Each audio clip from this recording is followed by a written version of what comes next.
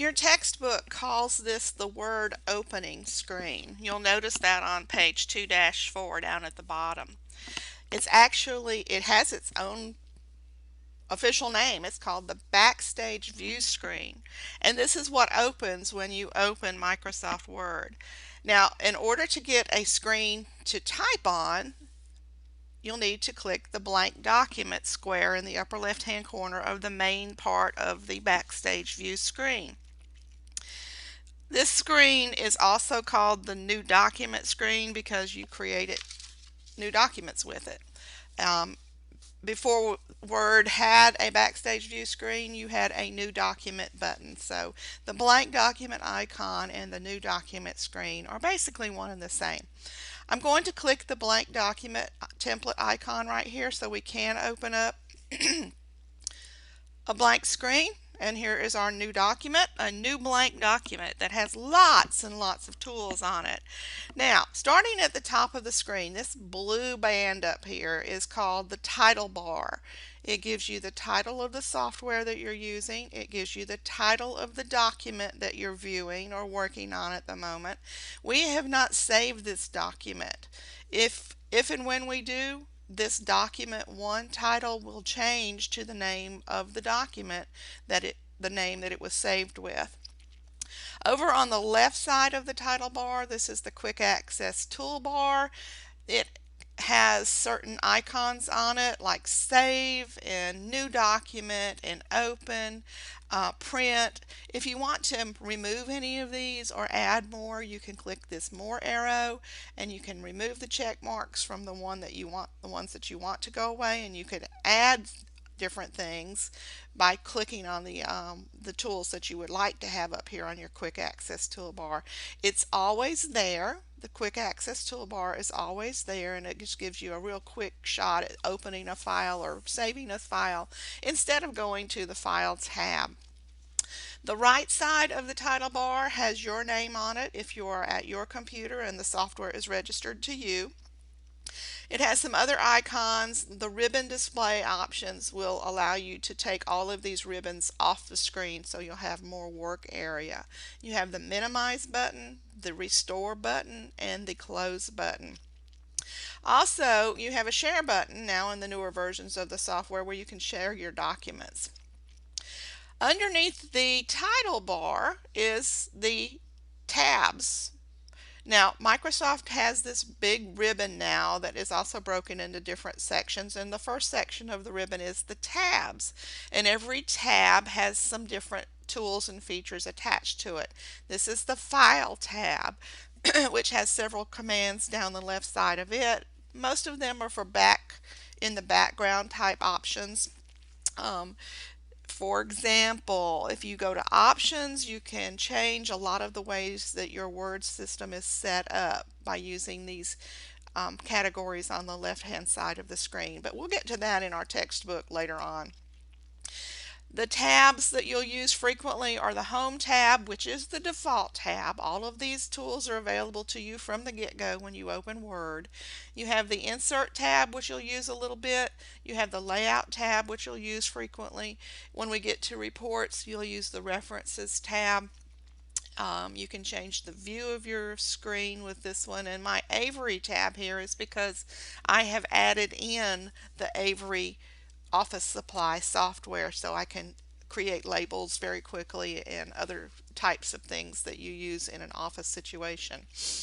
Under the tabs are the tools and the commands and the groups that are on that particular ribbon. Now, if you'll notice, we're on the Home tab, and down here at the bottom of this little group on the left side of this vertical line is the word clipboard. This is the clipboard group. These are the commands in the clipboard group. This little icon here in the left or the bottom right hand corner is called the dialog box launcher. So if the tool that you need is not right here in the group, you can click the dialog box launcher, and here's the clipboard pane that opens that will allow you to do more things with the clipboard group. And if I don't need it anymore, I can click the X and close it. Here's the font group. It's a little bit bigger group. It has more tools in it. This is where you change the typeface of your print, the size of the font, whether or not you want to make the font colored, whether you want to put a highlight around it, you want to change your font styles to have some effects on it.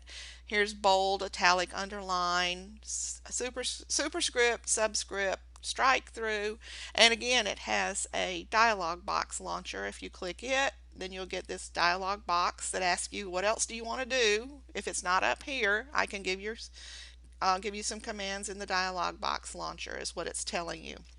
You have a paragraph group. It has a dialog box launcher. You have a styles group that gives you a lot of different heading styles and formatting styles for your documents, and those are mostly used in reports. And it also has a dialog box launcher in addition to the more button. And then you have an editing group and the tools that are there. Now the editing group does not have a dialog box launcher, but as you click through these ribbons, you'll see that there are groups on all of them. Some of them have dialog box launchers and some don't. But they are where all of the tools are located that you will be using in this class. Under the ribbon, you have the horizontal ruler. And if you'll notice, it is as wide as the paper is that is on the screen.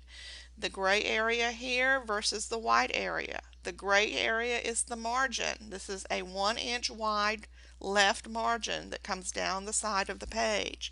The right hand side margin is also in gray. It's also 1 inch by default, and it comes down the right hand side of the page.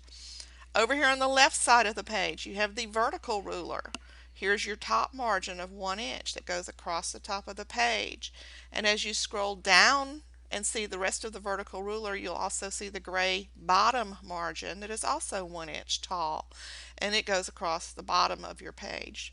You have 4 margins on every piece of paper, and if you see the horizontal ruler and the vertical ruler, those margin sizes are represented to you by the gray area. On the horizontal ruler, you have these little tools right here. These are indent markers. You don't ever move these unless you need to indent paragraphs. This is the left indent rectangle at the bottom. The little house looking one right on top of that is called the hanging indent tool, and the upside down house at the top of it is called the first line indent, which is also what the tab key on the keyboard does. Over on the right side of the ruler, you have the right indent marker or the right indent tool that you will use for some paragraphs in some reports. Don't have those indent markers on the vertical rule because you only use those for paragraphs that are written from left to right on your page. You have what is called a selection bar on your Word document. Whether there's any words here or not, you have a selection bar, and it is the left margin of the page. Now, I'm going to move back over here to the middle. You'll notice that my mouse pointer is a capital I with some little lines underneath it. That capital I stands for insert. So any place on your screen where you see that capital I, that means that is where you can insert text. Now, the lines underneath it right now represent the center alignment button. Those lines, if you'll look at them under the capital I, also match up to the center button lines on the center alignment button. Now, as I come back down here, you'll see it again. The center button is highlighted, and my mouse pointer has the center alignment lines underneath them. That means that whatever I type at this location is going to be centered between the left and right margin. If I come over here to the left side of the screen, the lines have changed to represent the left alignment button. Now, you don't have to change these buttons to change the alignment. All you have to do is take your mouse to where you want it and click it, or double click it, and your cursor will move to that center location. Same thing goes for over here on the right side of the screen. Let's get that off of there. Here's our left alignment icon, and over here is we've changed to the right alignment, but the little lines are not appearing. But since your mouse pointer and your cursor are over here on the right side of the screen, it did change the right alignment button up here on the home ribbon in the paragraph group to match up with the location of the cursor. Now, the cursor is also called the insertion point. The cursor is where any text will be typed if you start typing at that moment. So if I start typing, there's the cursor blinking, and that indicates that more text will be typed in that location if you start typing again. To move that cursor, you can press the enter key, you can press the space bar, you can press the tab key, and you can start typing at the new location. Excuse me. Over on the right side of the screen, you have the vertical scroll bar. So if our document is really, really long and it goes beyond this bottom of the screen, you can scroll down to see the text on the bottom of the page. Now, when you scroll with the scroll bar, your cursor stays in the same location that it was before you started scrolling. Your cursor does not move. So if you come to the bottom of your document and you need to move your cursor down here to the bottom of the document, you need to either click at that location or use the arrow key or some other tool to move your cursor to where you want it to be. If your document has been increased in size, if the zoom button has been used to increase the size of your document so it's easier to see, you will then have a horizontal scroll bar at the bottom of your screen so you can see both sides of the document. And that's not as common as using the vertical scroll bar because we often don't use our larger views for the documents that we type up all the time. I like to use my zoom at 110 or 120% because it's just easier to read, especially when I'm checking the work that you send to me. Now, let's see. At the bottom of the screen, you have the status bar. It tells you what page you are on or what page your cursor is on and how many pages are in the current document. The cursor is on page 1 now of a one-page document. My cursor is located at the 2.2 inch mark from the top of the page. So where my cursor is blinking is 2.2 inches from the top of the page, and that's a very important tool to remember because you're going to use that for every memo, every letter, and every report that you start typing. We have a total of 2 words already typed in this document. Microsoft will allow you to see the word count that you have typed. And this little tool right here is part of the spelling checker. Now, where do these commands come from? They come from right-clicking the status bar, and everything that's checked here is down on the status bar in some location. If you'll notice on the right side, you have these tools also, and you have the zoom bar here. All of those that are checked off are on this status bar. If you don't want them, find which one it is in here that has a check mark and take the check mark off. For example, word count. I really don't need that. I'm going to click it, take the check mark off, and now the word count is gone. I could have, let's see, what's another one? If caps lock.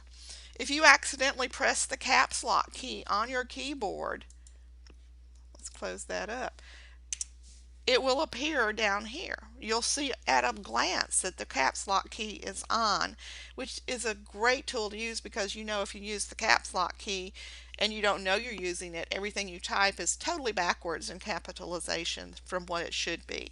So if I turn off my caps lock key, the caps lock notation disappears. But that tool is available to you to use if necessary. All right, if you have any questions about any of the parts of the screen that we've talked about, watch the video again or read through page 2-5 in your textbook.